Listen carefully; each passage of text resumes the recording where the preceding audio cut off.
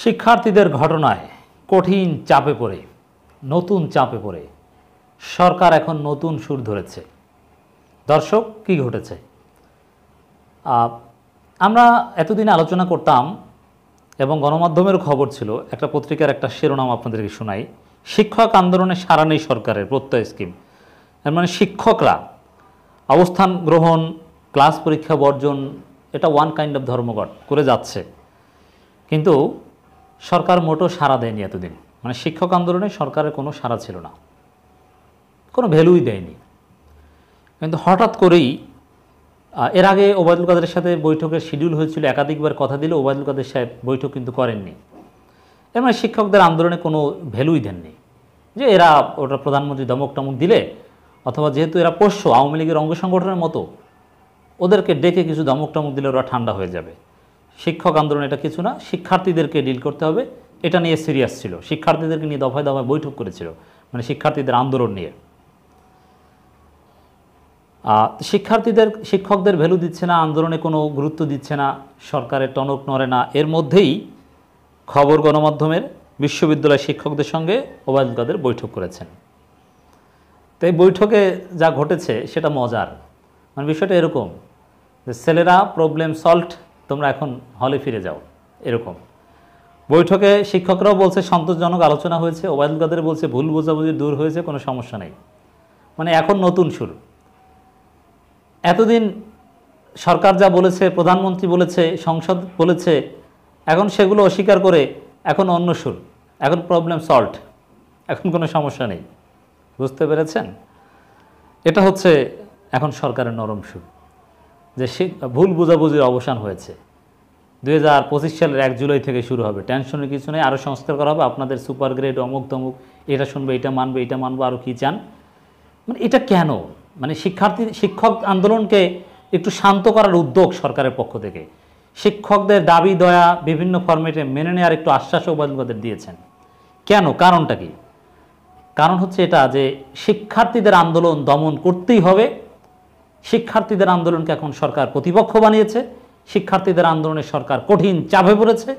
অতএব চাপ থেকে উত্তরণের জন্যে ছাত্রলীগের ছেলেদেরকে নিয়ে একটু ক্লাস শুরু করা, বলবে যে না, সাধারণ শিক্ষার্থীরা ক্লাস করছে, আন্দোলন করছে, বিএনপি জামাতের সন্তানেরা, রাজাকারের বাচ্চারা, মানে এরকম কিছু দুর্বিসন্ধি হাসিল করা সরকারের জন্য জরুরি বাস্তবায়ন করা, যার জন্য শিক্ষকদের সহযোগিতা দরকার। এই জন্য শিক্ষকদেরকে শান্ত করে শিক্ষার্থীদের আন্দোলন দমন করার একটা দুর্বিসন্ধি এখানে নিয়েছে।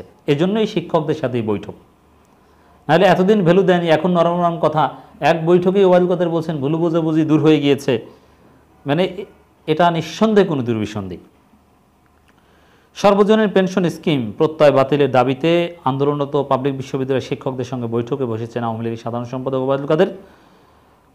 13 জুলাই বেলা 11টায় ধানমন্ডিতে আওয়ামী লীগের সভাপতি রাজনৈতিক কার্যালয়ে এই বৈঠক অনুষ্ঠিত হয়েছে। অথচ যদি শিক্ষকদেরকে সম্মান দিত, তাহলে বিশ্ববিদ্যালয়ে গিয়ে আওয়ামী লীগ নেতারা বৈঠক করতো, আওয়ামী লীগের কার্যালয়ে শিক্ষকদের আসতে হতো না।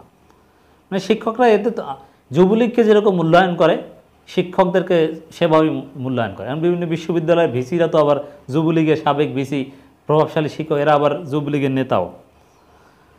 এর আগে আন্দোলনরত শিক্ষকদের সঙ্গে একবার বৈঠকের সময় দিয়ে পরে বাতিল করেন ওবায়দুল কাদের। মানে এখন নতুন দুর্বিসন্ধি, শিক্ষার্থীদের আন্দোলন দমন করার এটাও একটা কৌশল, শিক্ষকদেরকে এখন হাতে আনা।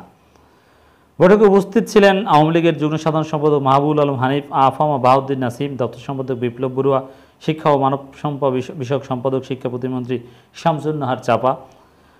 বৈঠকে উপস্থিত ছিলেন প্রধানমন্ত্রী শিক্ষা সংস্কৃতির বিষয়ে উপদেষ্টা ডক্টর কামাল আব্দুল নাসের চৌধুরী। এর মানে স্পষ্টতই প্রধানমন্ত্রীর নির্দেশে এই বৈঠক হয়েছে। এখন এই শিক্ষকদের আন্দোলন ম্যানেজ করার জন্য শিক্ষার্থীদের আরও বেশি প্রলোভন, লোভ বা শিক্ষক নেতাদের সুযোগ সুবিধা থেকে শুরু করার, সবগুলো প্রকাশ্যে না, অনেক কিছু গোপনও হয়েছে, শিক্ষার্থীদের দমন করার জন্য এখন শিক্ষকদেরকেও সরকার ব্যবহার করবে। বিশ্ববিদ্যালয়ের 12 জন শিক্ষক এই বৈঠকে উপস্থিত ছিলেন। সন্তোষজনক আলোচনা হয়েছে, শিক্ষকরা এই দাবি করেছেন। এর মানে এক বৈঠকে সন্তোষজনক আলোচনা, এতদিন যেটাকে সামান্যতম ভ্যালু দেয়নি, অর্থমন্ত্রী সাফ বলে দিয়েছিলেন শিক্ষকদের আন্দোলন অযৌক্তিক।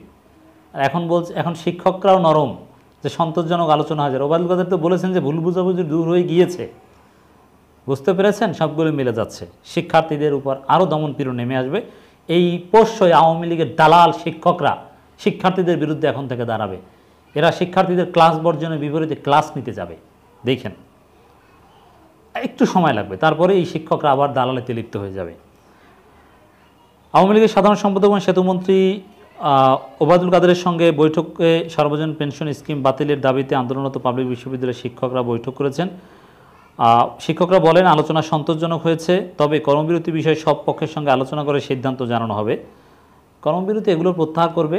শিক্ষার্থীদের আন্দোলন দমন করার অংশ হিসেবে এই দালাল শিক্ষকরা কর্মবিরতি প্রত্যাহার করে ক্লাসে ফিরে যাবে। এটা আমি মোটামুটি নিশ্চিত হয়েছি এই বৈঠক হওয়ার একদিন আগেই।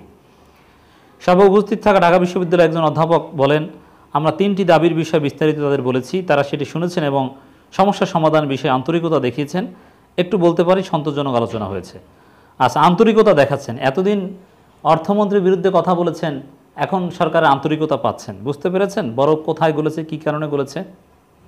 শিক্ষার্থীদের জন্যে এই সন্তোষজনক আলোচনা অশনি সংকেত।